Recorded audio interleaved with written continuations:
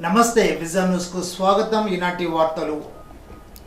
ఇప్పటికే దేశ విదేశాల్లో విశేష ప్రాచుర్యం పొందిన నర్సాపురం లేస్కు మరో అరుదైన గుర్తింపు లభించింది. కేంద్ర ప్రభుత్వం అమలు చేయబడుతున్న ఒక జిల్లా ఒక ఉత్పత్తి అవార్డు పథకం కింద 2024-25 సంవత్సరానికి గాను నర్సాపురం లేస్ అల్లిక ఎంపిక కాబడింది. 2024-25 సంవత్సరానికి గాను మన రాష్ట్రం నుండి 26 జిల్లాల ఉత్పత్తులను పోటీలో ఉంచగా కేంద్ర ప్రభుత్వ ప్రతినిధుల క్షేత్రస్థాయి పరిశీలన అనంతరం 7 జిల్లాలకు చెందిన ఉత్పత్తులు ఎంపిక కాగా నర్సాపురానికి చెందిన లేస్ అల్లికలు ఎంపిక కావడం జిల్లాకు గర్వకారణంగా నిలిచింది. ఈ పురస్కారాన్ని అందుకునేందుకు జిల్లా కలెక్టర్ నగరాన్ని ఢిల్లీ వెళ్లారు.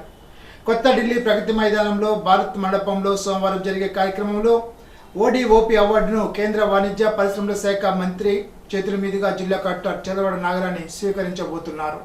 ఈ సందర్భంగా ఏసీఎన్ అందించే ప్రత్యేక కథనం. నర్సాపురం లేస్కు దేశ విదేశాల్లో ఎనలేని ఖ్యాతి ఉంది.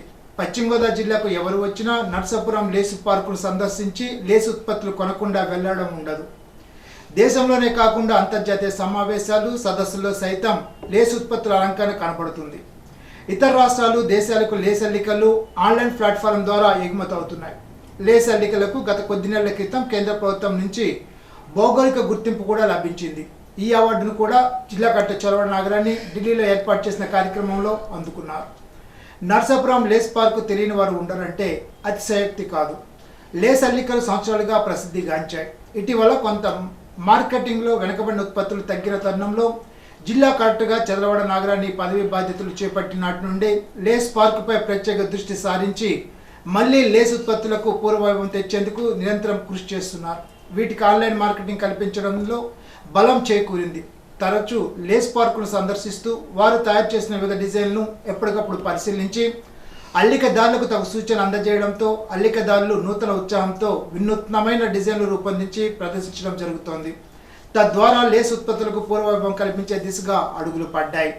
మన జిల్లా కలెక్టర్ మార్గదర్శకత్వంలో జిల్లా నిటా ముందుంటూ ఇటీవల కాలంలో పలు రాష్ట్ర కేంద్ర అవార్డులను సొంతం చేసుకోవడం జిల్లాకు ఎంతో గర్వకారణం.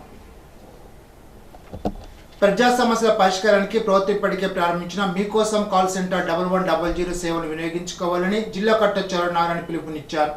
అర్జీదారులు దాఖలు చేసిన తమ అర్జీలు ఇప్పటికే పరిష్కారం కాకపోయినా లేదా తమ ఫిర్యాదులకు సంబంధించి సమాచారం తెలుసుకోవడానికి 1100 నెంబర్కు కాల్ చేయవచ్చునని అన్నారు. ప్రజలు ఈ అవకాశాన్ని సద్వినియోగం చేసుకుని తమ సమస్యలకు పరిష్కారం పొందాలని కలెక్టర్ విజ్ఞప్తి చేశారు. ప్రజల నుండి ఫిర్యాదును స్వీకరించి వాటిని పరిష్కరించే ప్రజా ఫిర్యాదుల పరిష్కార వ్యవస్థను సోమవారం కలెక్టరేట్లో నిర్వహిస్తున్నట్లు జిల్లా కలెక్టర్ చదవడ నగరాన్ని తెలిపారు. అర్జీదారులు వారి యొక్క అర్జీలు నమోదు చేసుకోవడానికి మీకోసం .ap.gov.in వెబ్సైట్లో వారి అర్జీలు నమోదు చేసుకోవచ్చునని, ప్రజా ఫిర్యాదుల పరిష్కార వ్యవస్థ అర్జీల స్వీకరణ కార్యక్రమాన్ని జిల్లా కేంద్రంతో పాటు డివిజన్, మండల, మున్సిపల్ స్థాయిలో కూడా నిర్వహిస్తామని తెలిపారు.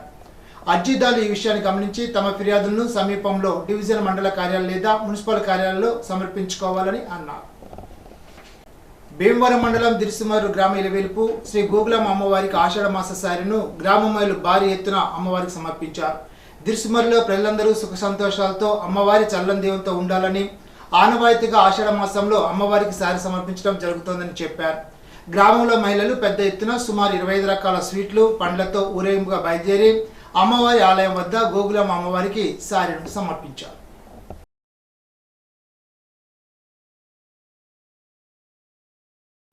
తణుకు శాంతి ఆర్మీ రాధాకృష్ణ సోమవారం ఉదయం 9 గంటలకు అత్తిలి మండలం గుమ్మంపాడులోను 10 గంటలకు ఉరదలపాలెంలోను సుపరిపాలనలో తొలి అడుగు కార్యక్రమంలో పాల్గొంటారని ఎంపీడీఓ శామ్యూల్ తెలిపారు.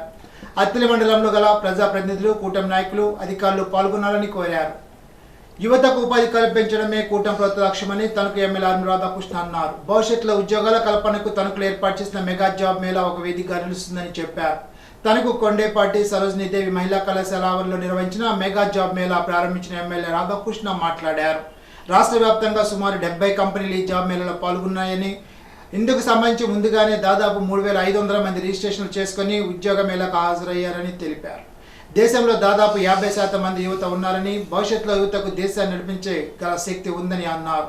ఇందులో భాగంగా కేంద్ర రాష్ట్ర ప్రభుత్వాలు ఎన్నో కార్యక్రమాలు చేపట్టాయని తెలిపారు. ప్రపంచంలో ఏ మూల ఉద్యోగ అవకాశాలను వదులుకోకుండా వాటిని అందిపుచ్చుకోవడం ద్వారా భవిష్యత్తు సుగమం అవుతుందని అన్నారు. ఉద్యోగాలు రావడం ముఖ్యం కాదని, ఇలాంటి జాబ్ మేళాలో పాల్గొని ఆత్మస్థైర్యాన్ని పెంచుకోవడం ప్రధానమని, ఇది భవిష్యత్తులో ఎంతో ఉపయోగపడుతుందని చెప్పారు. ఎమ్మెల్యే రాధాకృష్ణ ఆధ్వర్యంలో చేపట్టిన ఈ మెగా జాబ్ మేళాలో అవకాశాలు పొందిన అభ్యర్థులతో పాటు స్థానికంగా ఏర్పాటు చేసిన ఏర్పాట్ల పట్ల అభ్యర్థులు వారి తల్లిదండ్రులు హర్షాన్ని వ్యక్తం చేశారు. కార్యక్రమ కూటమి నాయకులు కార్యకర్తలు పాల్గొన్నారు. ఇప్పుడు ఒక చిన్న బ్రేక్.